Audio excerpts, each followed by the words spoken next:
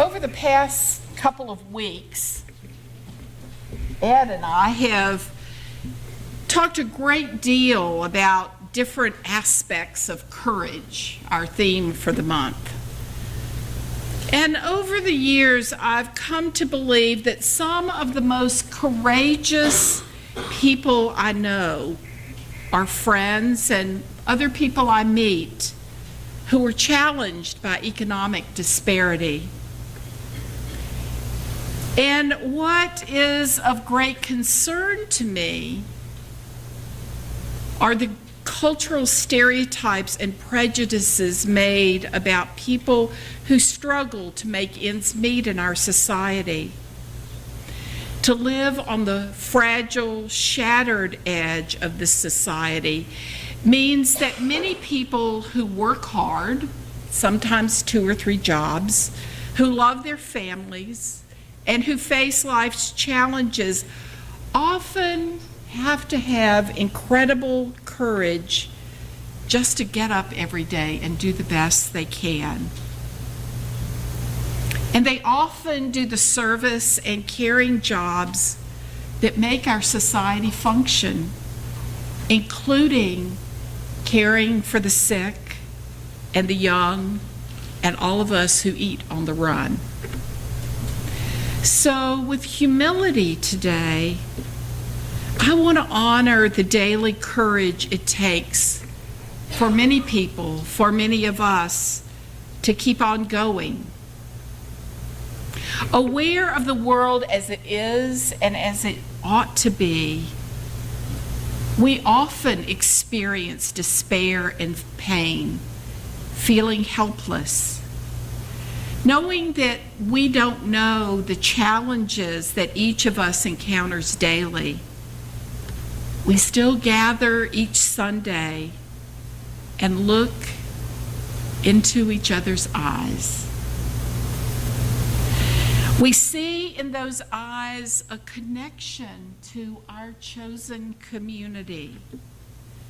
We see one another and honor our shared humanity, taking our humanity and connection with others out into the world to share it with all those people we meet every day. And I invite us to hear the words of Unitarian minister Tandeka. She writes, "Despair is my private pain born from what I have failed to say, failed to do, failed to overcome. Be still, my inner self. Let me rise to you. Let me reach down into your pain and soothe you. I turn to you to renew my life. I turn to the world, the streets of the city, the worn tapestries of brokerage firms, drug dealers, private estates, personal things in the bag lady's cart. Rage and pain in the faces that turn from me, afraid of their own inner worlds. This common world I love anew as the lifeblood of generations who refuse to surrender their humanity in an inhumane world courses through my veins. From within this world, my despair is transformed to hope, and I begin anew the legacy of caring." Let me just repeat the last part of that. This common world I love anew, as the lifeblood of generations who refused to surrender their humanity in an inhumane world, courses through my veins. From within this world, my despair is transformed to hope, and I begin anew the legacy of caring. The people who refuse to surrender their humanity in this inhumane world are those who very often are put into this culture's stereotypes called lazy, shiftless, a burden to society, stupid. The names and categories go on. Yet when we let go of the stereotypes and hear people's stories, we often discover the courage with which people live every day. And I met one of those people when I was teaching GED classes in Greenville. There was a woman who would come in, and it was a free entry class. There was no beginning or ending time of the class. You showed up when you could. And then there were tutors there to help, and I was one of the tutors. And this woman would come, and I didn't like working with her because she smelled like French fries. See, she woke up in the morning before her kids went to school, and she worked a shift at Hardee's down the road. And this is where I learned about something called a split shift. Do you know what a split shift is? Some of you know what a split shift is. This is, you're there from 8 o'clock until 7 o'clock or 8 o'clock until 11, then you get to go home. You get to go home, but you have to come back at 4. So what this woman did was not go home and take care of her house and do all the things that a good mother should do. She went to the GED center and she worked on getting her GED. And when I learned that about her, I didn't care so much that she smelled like French fries.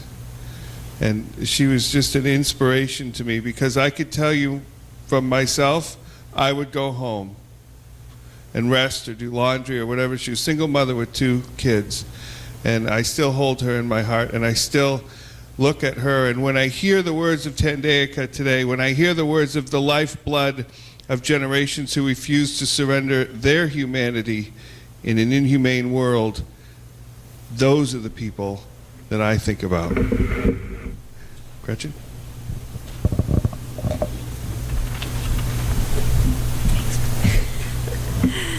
Hi, my name is Gretchen Saul. I'm a member here, but I'm fairly new, so you may not know me yet. I am the coordinator for Oconee County's literacy program, their ESL/literacy program. And so I teach classes, I coordinate volunteers, and just work with Jane, who I couldn't do my job without Jane Powell, if you know her. She's a great person, and she's worked with our students. So I knew a student when I started teaching English as a second language, actually in Myrtle Beach. He came to my classroom sporadically for about 3 years. And I noticed, after a while, I noticed he only comes on rainy days. I was like, Alfredo, it's raining, you're here. And it was like, okay, it's a rainy day, here's Alfredo. And he came religiously for 3 years, regularly, but it was always on a rainy day. And I asked him, Alfredo, I only see you on rainy days. And he said, well, I have a construction job. He had learned enough English to communicate a little more after the first year, and he said, I have a construction job, and I work 2 jobs, and I work outside, and I don't have work when it rains, so I come to school on rainy days. So I joked with him about it, and we kind of talked about it. And he would sit in class, and we would do exercises. We'd do a little bit of writing, and I'd write on the board. And I noticed that he was copying everything I was writing, and I knew he wasn't writing on his own. He was copying. And he was embarrassed about it. He would kind of like go off to the side. And one day I walked past him, and I said, Alfredo, copy all you want to. That's how you're going to learn. Just keep copying. So anyway, when I left Myrtle Beach, one of my lovely, and all of you I know there's a lot of teachers here, so you probably know this experience, and it's wonderful. I had a fellow teacher give a book to all my students that kind of write to me before I left, and Alfredo wrote to me. And I'm just going to read a little bit of what he wrote.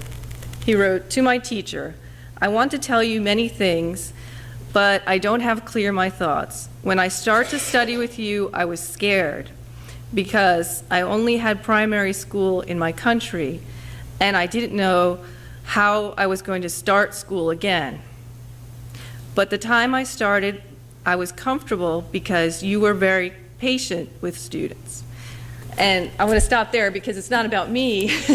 What I wanted to say is he inspired me so much with his courage. I mean, imagine the courage it took for him to walk into my classroom, a room full of adults who were all speaking English or not speaking English at various levels, people who could write, people who couldn't write. The courage to walk into that room. So I learned from him to always, never assume, and to always greet people with a smile when they walk into my classroom, because you never know what they're coming in with or where they're coming from. Thank you. It bears repeating that the lifeblood of generations who refuse to surrender their humanity in an inhumane world courses through our veins. Thank you, Gretchen, for sharing that with us. I remember when I was in high school, I started organizing early, and I decided I would organize all the high school kids to raise money for St. Jude's Hospital. And coming from a small town, sort of many people knew each other. And one of the things that we did was stand at the edge, at the end of the bridge in town. You couldn't avoid us if you were going to go from one side of town to the other. And we had our little cans for St. Jude's Hospital. And I realized that after a few minutes, I knew that the people with the cars that were rattle traps that were barely moving across the bridge, those people would always give of what they had, if it was a penny or a nickel. And very often, the people who were obviously more affluent would just brush off the kids and drive by. And I realized how powerful your commitment and your care is when you give, sort of like the widow's mite in the Christian tradition. Even if it's just a little, you give to help others.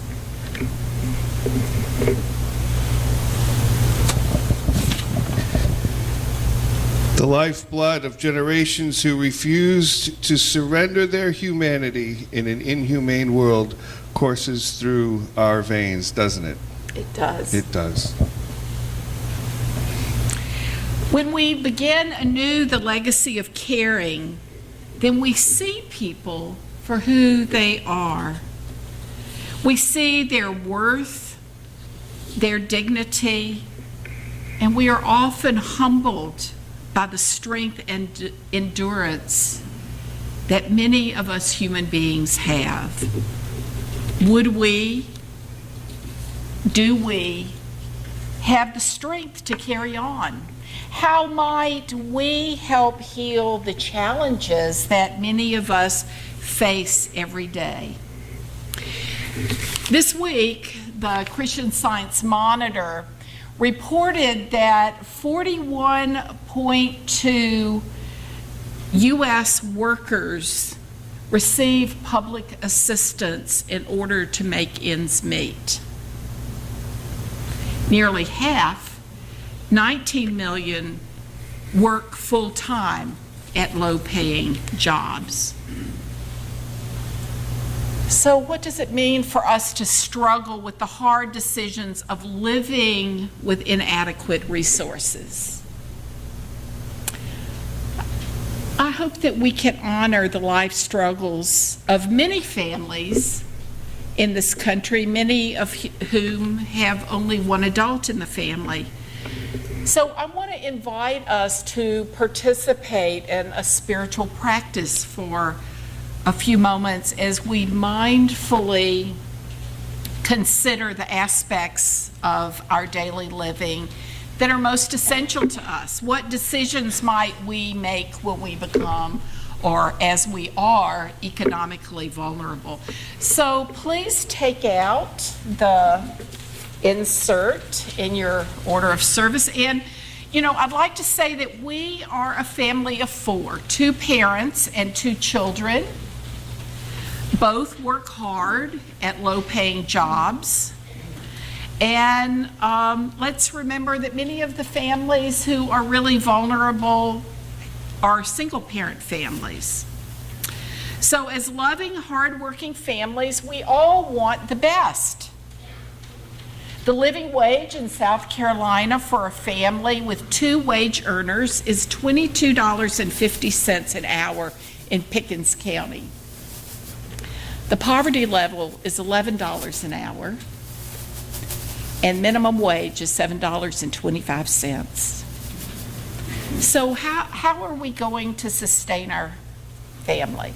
So there's several categories there, and sometimes we all have to make hard decisions.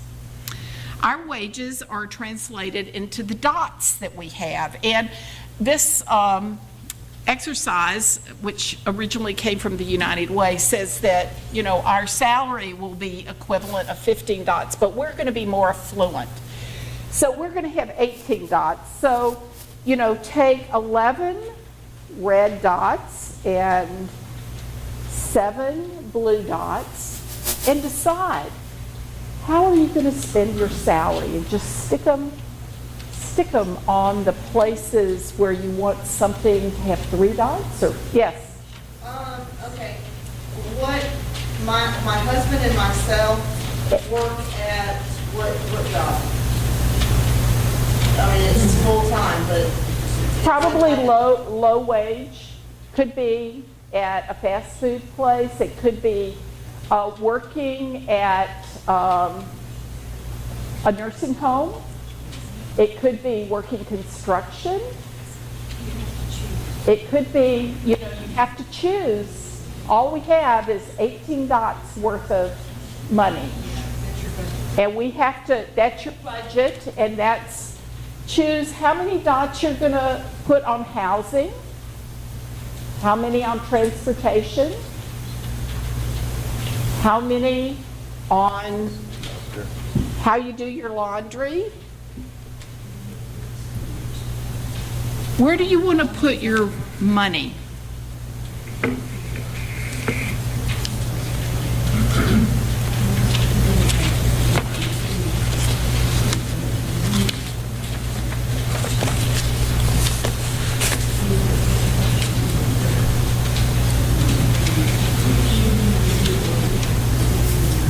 Think about Pickens County and how much public transportation we have.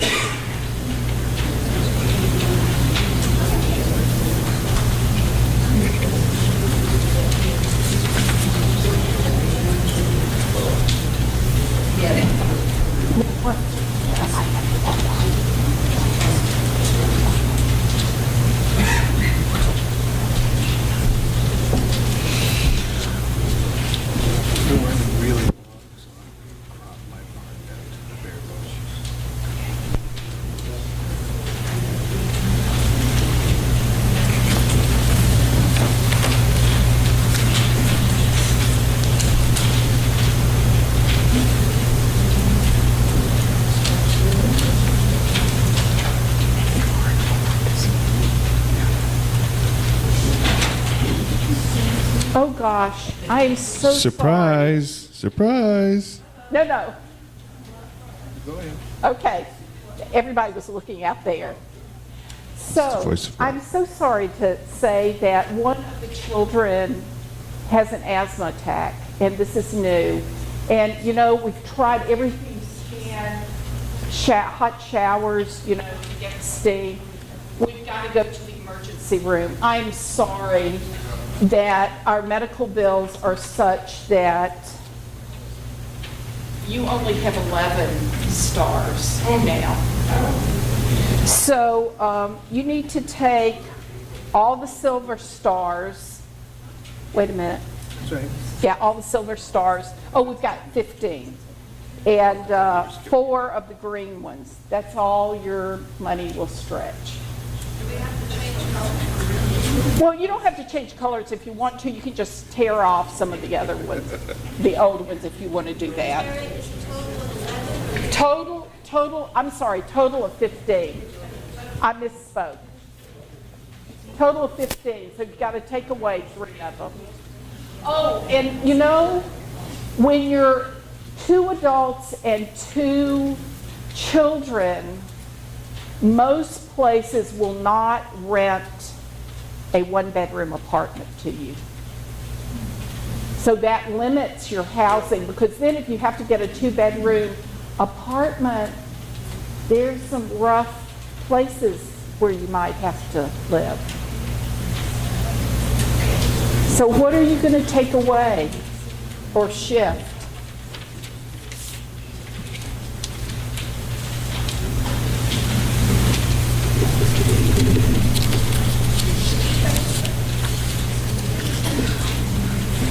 How are you feeling about having to do this, Renee? So did you say that we have to have, essentially we have to have 3 dots for the house? You can put your dots anywhere you want to, because you have to make hard decisions for your family.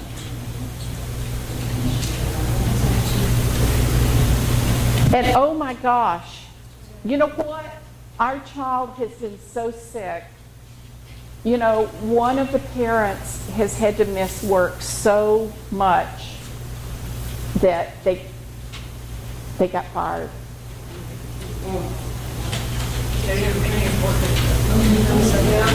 Exactly. You've only got 10 dots left. 10 dots. 10 dots. I'm sorry. 10 dots. Because you've got a sick child. We've got a sick child, and we only have 1 income now. How do we manage with money that's... We need to go back to 10 dots. Go back to 10 dots.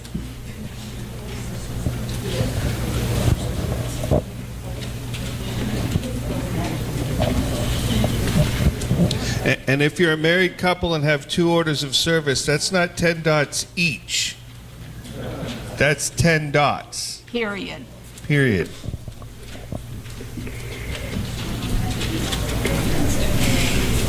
Whoa, how does it feel just in this arbitrary exercise? Frustrating. Scary. So what does courage look like in our community?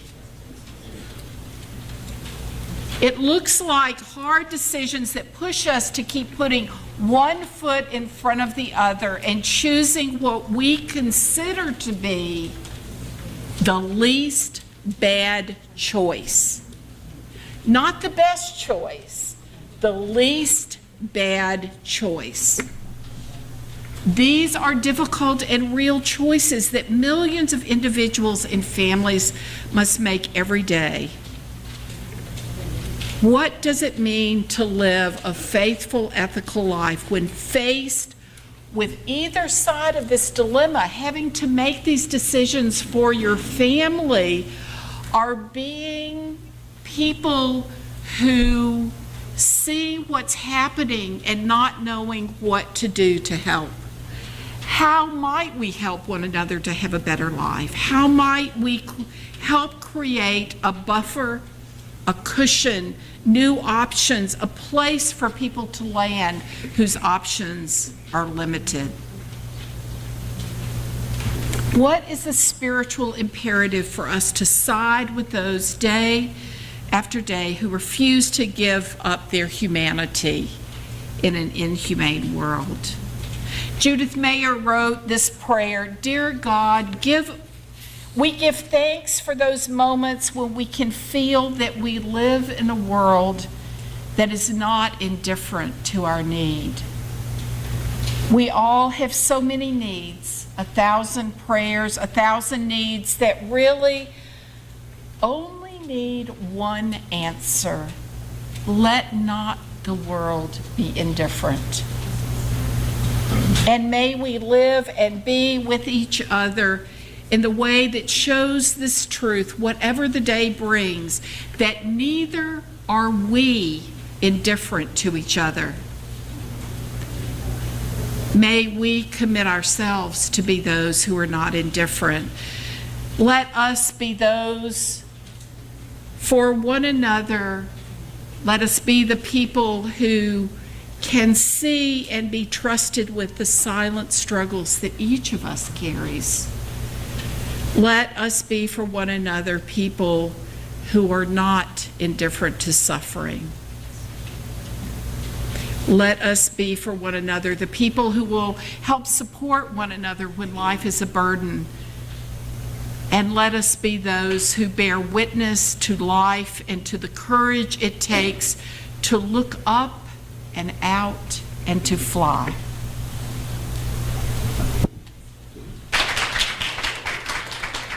There are times when we take the leap into thin air out of confidence, out of necessity, out of hopefulness. We all hope that when we take flight, we will succeed. Sometimes we need help to learn to fly on the way down. Sometimes we need the support of a community that can help cushion our landing. Sometimes we need one another to bear witness to our struggle, our courage, our hope that life can be transformed. This summer there was a wonderful television commercial playing that asked, I don't know if any of you saw it, asked a question about automobile deaths in South Carolina.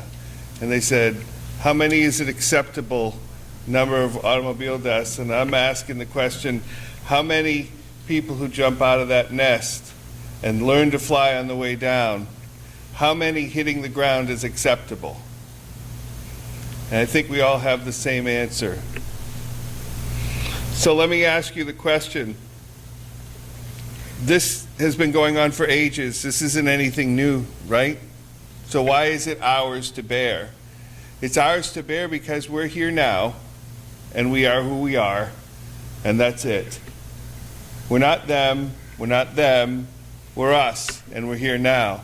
Let me give you a quick story about a very old story told by a man named Jesus, you may have heard of, who told the story of the Good Samaritan.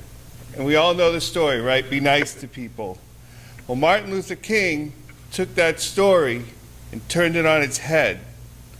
And we're going to play a little clip of a speech right now that Martin Luther King gave in 1964 at the Riverside Church in New York City. It's only a 30-second clip, but I'd like you to hear what he said about the road to Jericho, which is where the Samaritan picked up the Jew who had been beaten by robbers.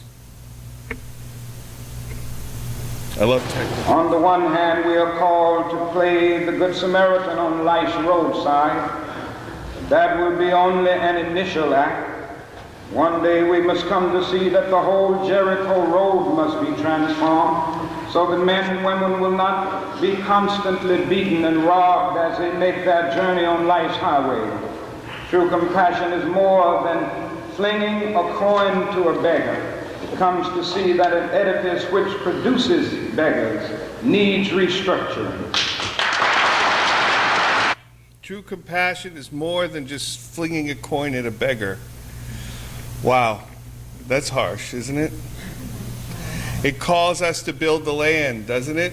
We'll build the land together where the damaged are with us, calling us confident, calling us hopeful, calling us together. It is difficult to be in community. It is difficult to build the land together if we fail to suspend judgment. And I think that's the first thing we need to do together, is to suspend judgment. So let us sing together our final hymn to remind us to build the land together, build the land of confidence.